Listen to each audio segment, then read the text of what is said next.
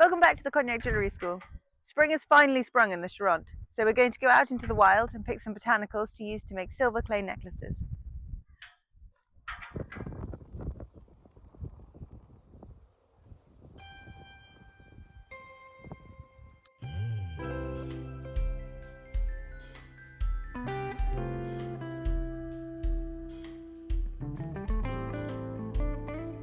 For this project, we'll be using some wild flowers and plants from the garden to create botanical imprints in silver clay that we will then transform into solid silver necklaces. This is a really nice spring project as the garden is just bursting into life and it's an excellent excuse to go outside and appreciate some nature. When searching for plants to use for silver clay imprints, look for textures and shapes rather than colours. What you would usually consider to be a weed in the garden can actually be something really beautiful on the bench. And of course, with any kind of foraging, if you're not sure what the plant is, look it up before picking it up. Some plants are poisonous and should not be touched. Equally, if you choose to venture out of your own property, make sure you have permission from the landowner before waltzing off with an armful of their prized wildflowers. Right. Come on then, everyone. Before we get started, I just want to tell you a little bit about silver clay. If you haven't used it before, it's a great product that both looks and feels like regular clay, but it isn't. You can squash it, model it, impress designs into it, and use it entirely in the same way you would regular clay. But the magic of silver clay is that when fired, all the other components are burnt off and what you're left with is not clay anymore, but solid silver. It enables us to create designs and shapes that we would never have been able to make with regular sheet or wire, making it a versatile addition to the jeweler's toolbox. There are lots of different products on the market, and it comes in different purities from sterling to fine, as well as existing in different metals including bronze, copper and gold. Anyway, let's get started. Once you have a good selection of foraged flowers and botanicals, bring them back to your bench and get ready to have a play. Above all, this project is about playfulness and nature. We're going to use our botanicals to make a series of different moulds. Some we'll use, some we might not. Unlike most of our silversmithing projects, there are no technical drawings or maths here, so allow yourself to be playful. There is no right or wrong. Have a look at what you've got. Pick out the interesting shapes and think about what they might look like together. Do you want one plant or a selection? Are you more interested in shapes or textures? Once you have a few options, you can make your first mould. I'm using this moulding compound to make my moulds today. This one comes in two parts, one blue and one white. Take equal parts of each, being careful not to contaminate either pot, and mix them together with your fingers until you have an even colour throughout. Roll it into a marble and flatten it as evenly as you can using an oiled piece of perspex. The oil helps to stop the mould from sticking to the perspex and the botanicals from sticking to the mould. When flattening your mould, you want to create a disc that's large enough to fit your botanical and thick enough that there's enough depth for your plant to imprint without going all the way through. Gently place your chosen botanicals onto your mould before gently pressing them in with your perspex block. Moulding compound is a pretty forgiving product. If you don't like the look of your mould, you can always remove your plant, roll it back into a ball and start again. You can work with this product for about 5 minutes before it starts to go off. More if it's cold, less if it's hot. Once you're happy with your design, remove the perspex and carefully remove your plant from the mould with a pair of tweezers. What you're left with is a perfect impression of your plant. Let your mould fully harden while you make new moulds or have a cup of tea.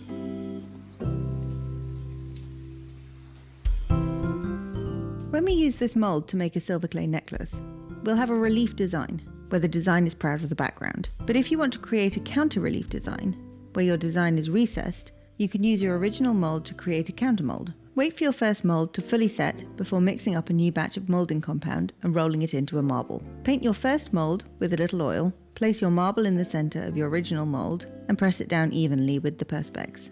Gently separate the moulds and voila, a perfect relief of your original design. Repeat all these steps as many times as you like until you have a selection of moulds that you're happy with. Only once you're sure you're ready is it time to crack open the silver clay. Much like regular clay, silver clay will dry out if exposed to the air for too long. So even if you're going to use all of your clay, just remove what you need at that moment and rewrap and reseal the rest. Roll your clay into a ball in your palms and place it on top of your mould where you want your design to be. Press it down using the perspex as evenly as you possibly can before gently removing the mould to reveal your imprinted design. Then all you need to do is to repeat this process with all your other designs. Often you'll find that your flattened ball of clay is naturally circular. But if you want a different shape, gently place a template over your impression that's the size and shape that you want and scribe around the edge, removing any errant bits of clay as you go. Remove the template and cut away any excess to leave you with the shape you want. It's a bit fiddly, but any uneven bits can be filed down later. And don't forget to roll the offcuts into a ball. They'll be good to use on your next piece. Once you've used all of your silver clay, or you're happy with the pieces you've made, we're going to dry them. You have options here. You can leave them to dry, stick them somewhere warm, or kiln fire them on a low heat to dry, which is what we're going to do today. All metal clays fire at different temperatures and for different lengths of time. Some can be torch fired and some can be kiln fired.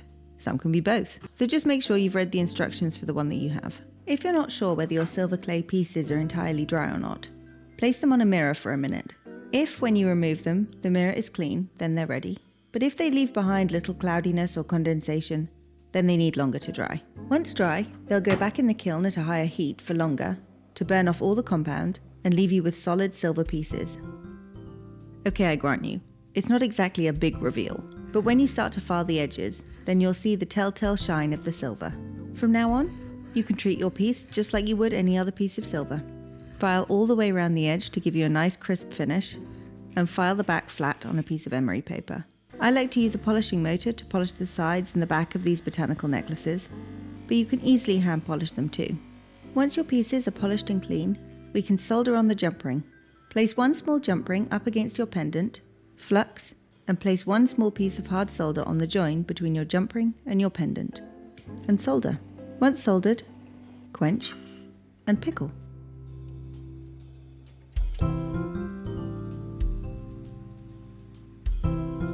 Once pickled, your pendants will be ready for one final polish. You can either barrel polish them to make them really shiny, or polish them by hand.